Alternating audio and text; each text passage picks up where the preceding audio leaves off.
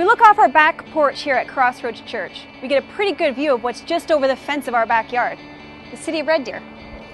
We see the buildings, the landscape. We kind of get a nice overview of this place that most of us know as home. For those of us who live here, the familiar landscape of our city can sometimes go unnoticed as just the way it is, or even just the way it always will be. Yet most of us would agree that not all is well in our city of Red Deer. Over the last few years, we've heard some alarming statistics about our city. Things like fourth most dangerous city in Canada, or well above average in alcoholism and drugs. We've even heard some alarming statistics about human trafficking that takes place every day right here in our own sleepy little city.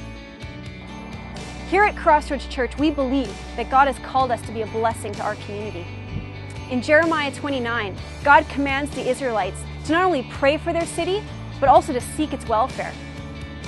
Over the past year, the leadership at Crossroads Church has begun to ask the question, what would it look like to actually seek the welfare of our city in unprecedented capacity to a point where we might actually change the trajectory of life here in Red Deer? In the Bible, when Jesus looked out across the crowds, he had compassion on the people, a compassion that moved him to not only be concerned about their spiritual well-being, but their physical well-being and their holistic well-being as well.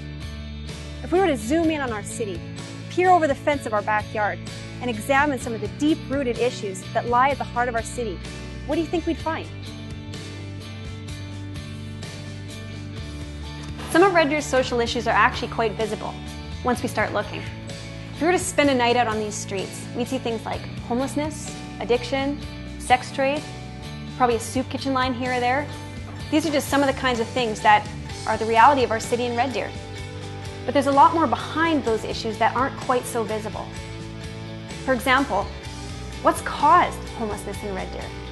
Is it possible to actually stop addiction before it starts? Where's the greatest place to engage in the social issues in order to actually make an impact down the road?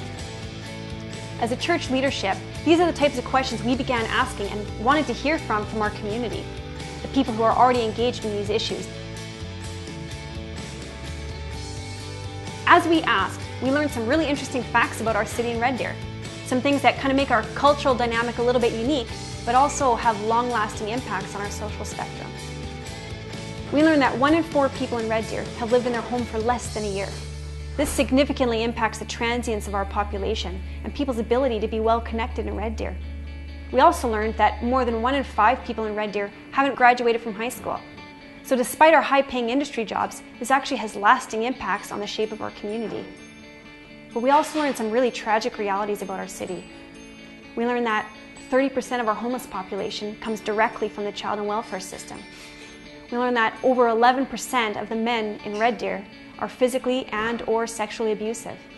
And in addition to that, more than 50% of the kids who grow up in those homes grow up to become abusive themselves. We learned that 1 in 4 kids in Red Deer is growing up with only one parental figure in their life. And worse than that, we learned that 1 in 3 women in Red Deer has been sexually abused before the age of 18.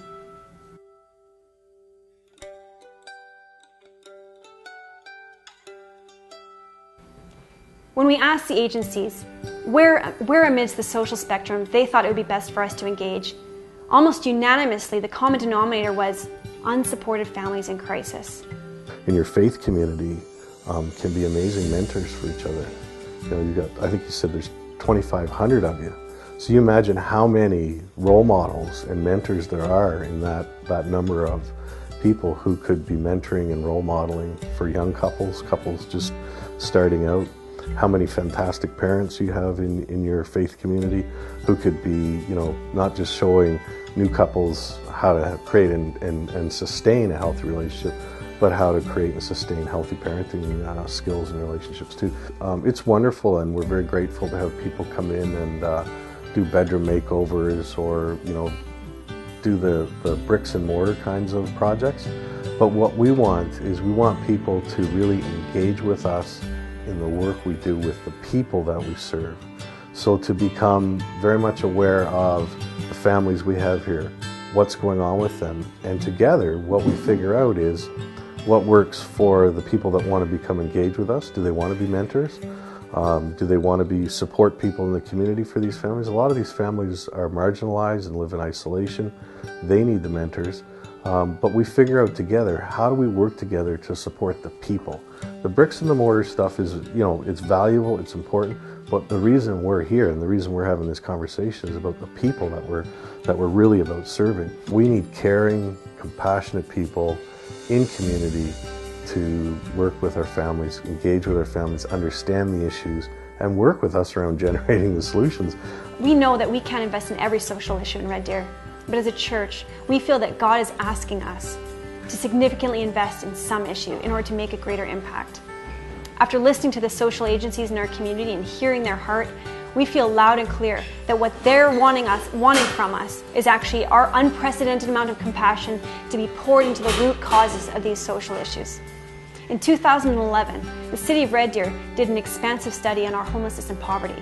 And the results of that study showed that unless we begin pouring our resources and our time and our energy into the issues that are causing these things, we're only going to see a long-term increase in social issues down the road. If we at Crossroads Church actually want to have an impact, a long-term impact on the social issues in our city, it's time that we actually started putting tangibles to the phrase, give life. What does it look like to help families in crisis in hopes to actually impact the next generation and stop some of these things from happening? Where do we start? What do we actually need to do? What do we need to learn together in order to actually be effective in this area? These are the types of questions that we need you to engage with us on. Giving Life isn't a program.